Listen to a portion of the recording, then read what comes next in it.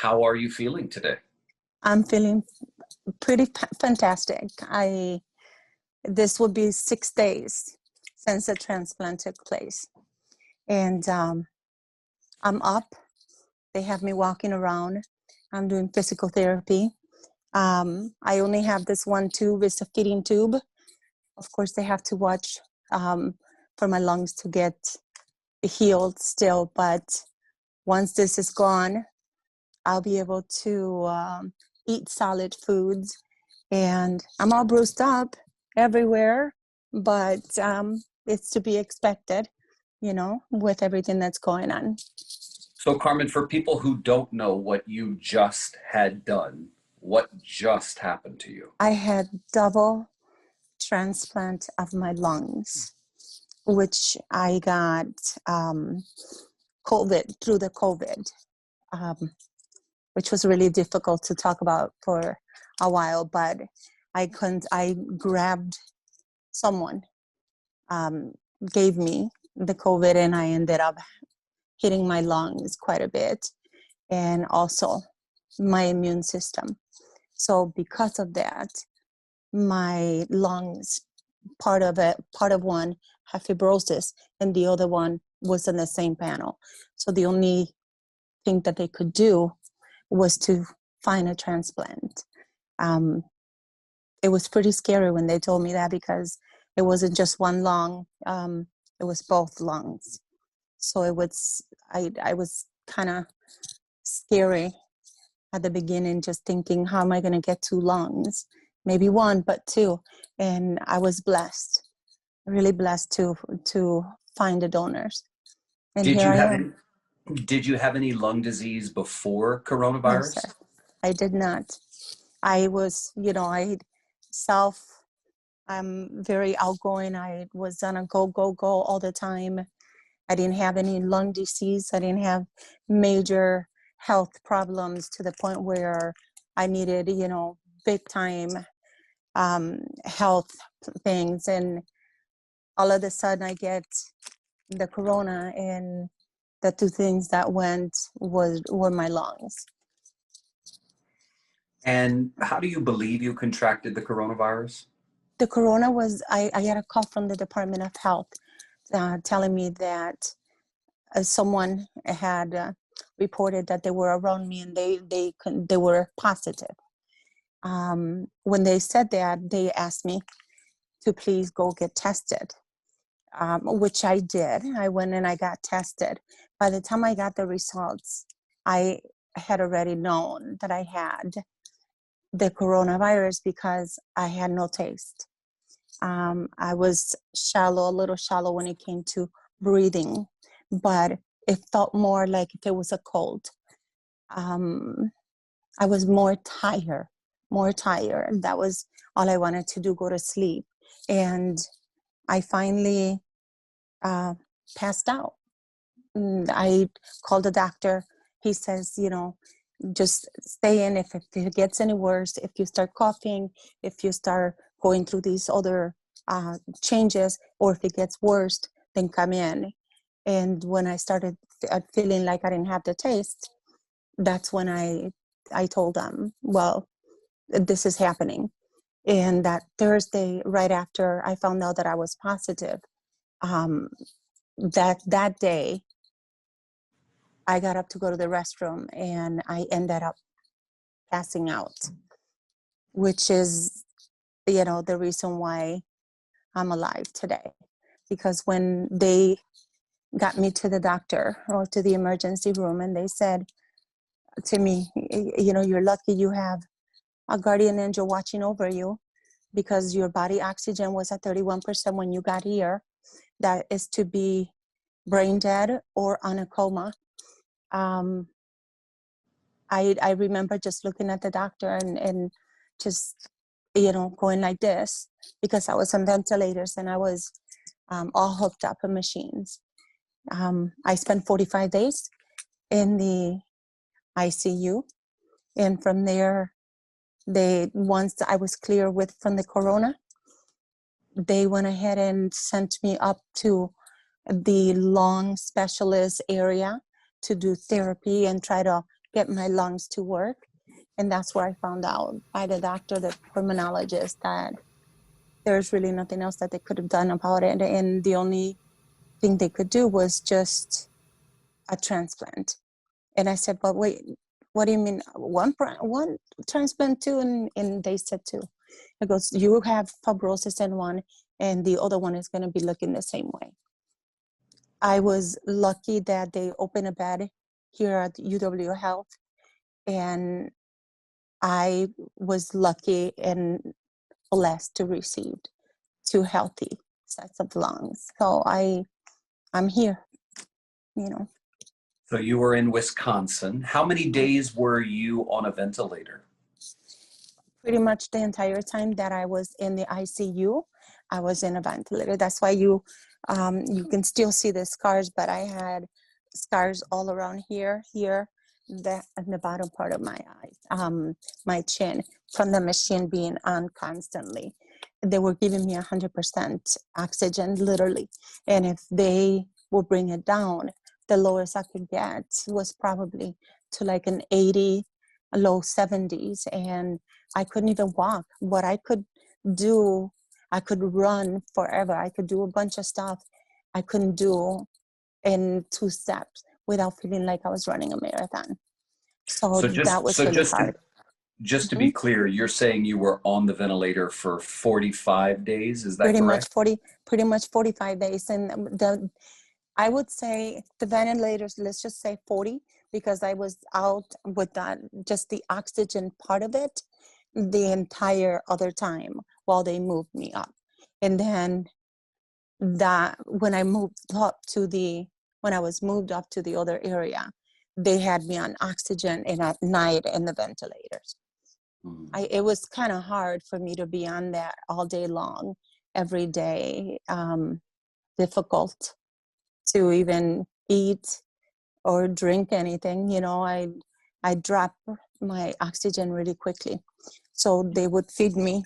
I said, I remember the nurses just saying, okay, on a count of 3, 1, 2, 3, they would lift it. I take a zip of Ensure and they would put the mask back on right away.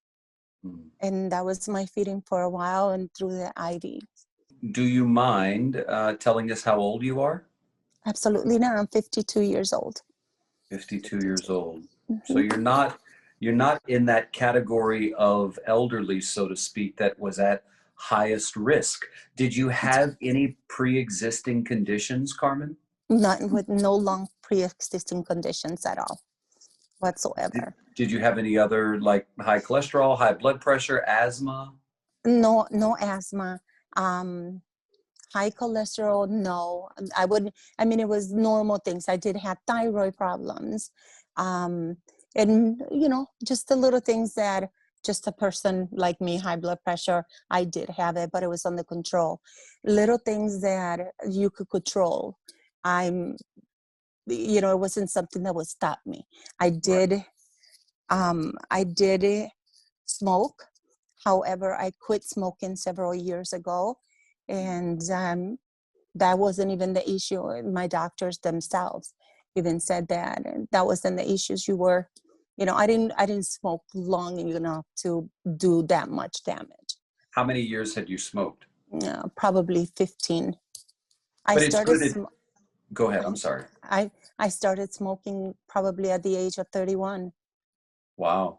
It's Yeah. good. It's good for people to hear this because, you know, people who think they are healthy Mhm. may otherwise have really bad outcomes like you did, and you thought you were Right. pretty healthy. Yes. Um, What? so what all did they treat you with? How many, you were on the ventilator. Did you get remdesivir or hydroxychloroquine or any of those other drugs? Those are. I am in literally probably over 12 different types of medications right now. I couldn't name them all for you. Um, However, there's a lot of medications that moving forward, I would have to really take for life. Antifungals, antiviruses, um, the medications to avoid rejection. There's a lot of things that are going to change. My life is going to change. I have a new life. because I was given the lungs. However, a lot of things are going to change, and I have to now change my mode of thinking. For that same reason, I have to think a little bit more about me. The stuff that I used to do for the community, I will continue to do. I will continue to do whatever it has to take, but now it has to be on a different level. You know, when I when this whole thing took place, I started getting a little upset by looking at our community, our people, and not upset. I wouldn't say upset, but they didn't care. They don't have a mask on.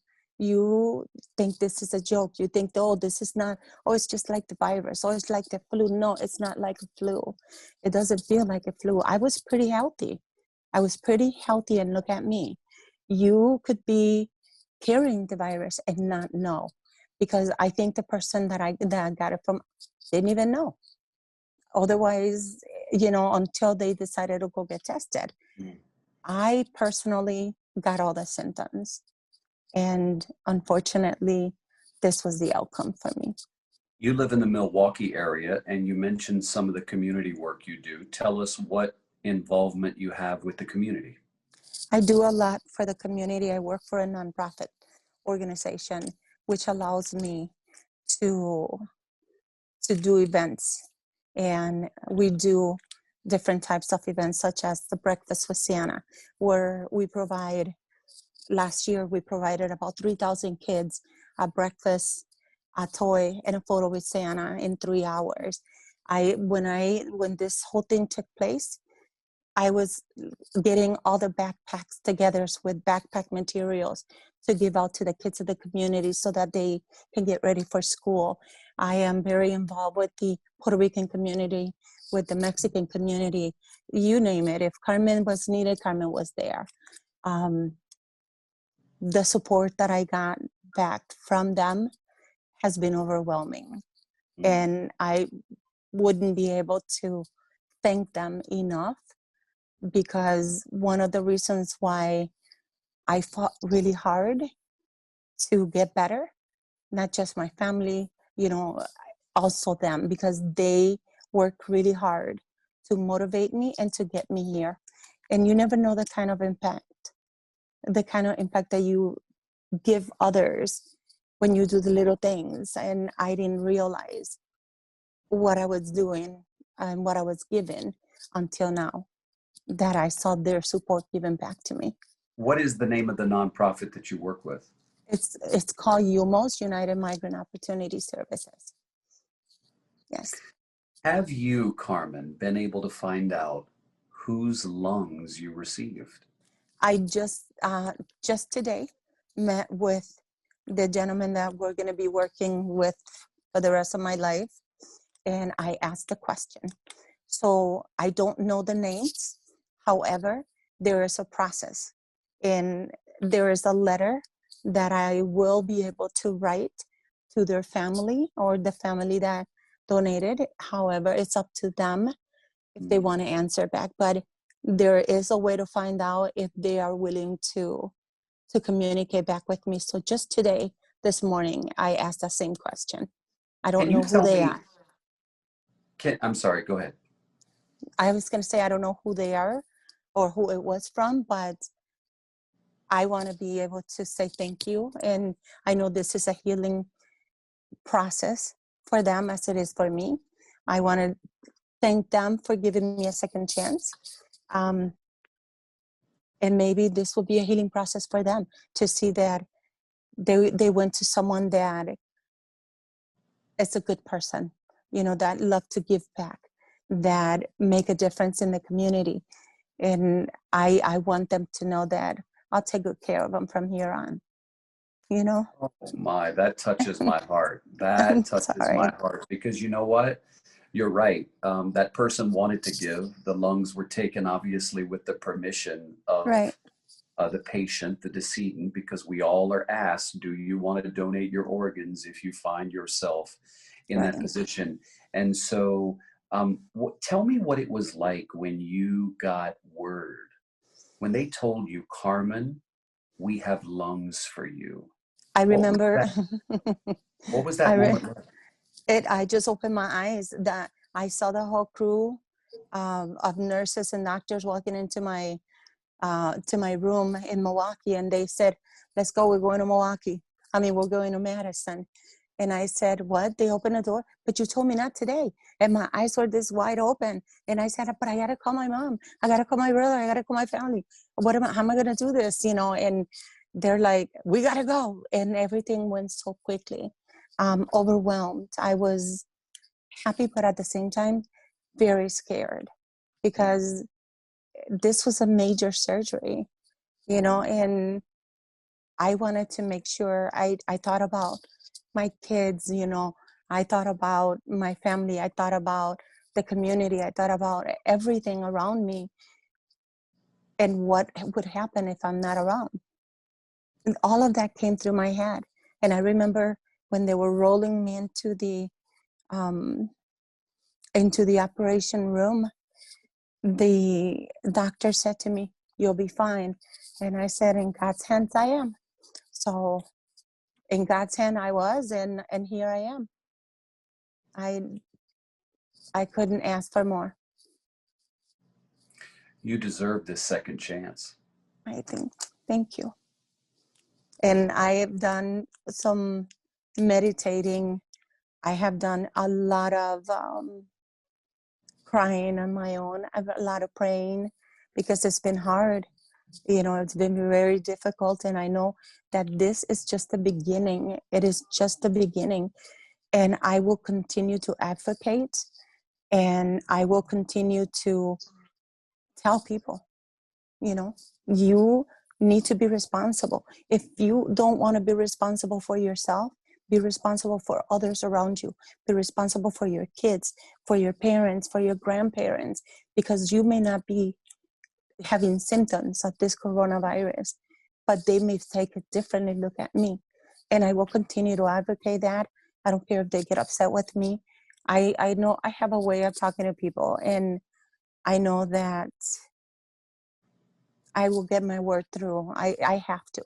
It's a passion, and it's something that I'm going to continue to speak about as long as this whole thing is happening. Well, I must tell you, I am so thankful that I got to hear your story, and I'm so Thank you. grateful that I get to share your story Thank you for with the people too. opportunity.